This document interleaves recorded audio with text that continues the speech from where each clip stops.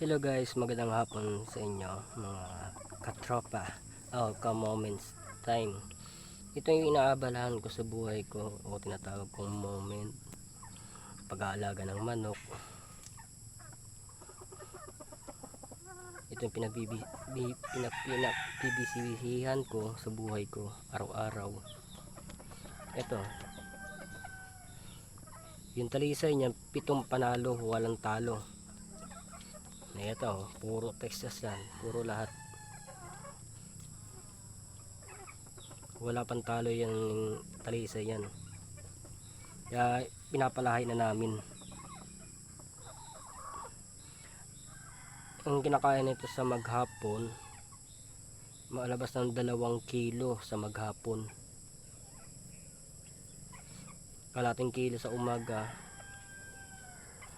kalating kilo sa tanghali, kalahati rin sa alas 3, sa alas 5, kalahati, bali 2 kilo lumalabas.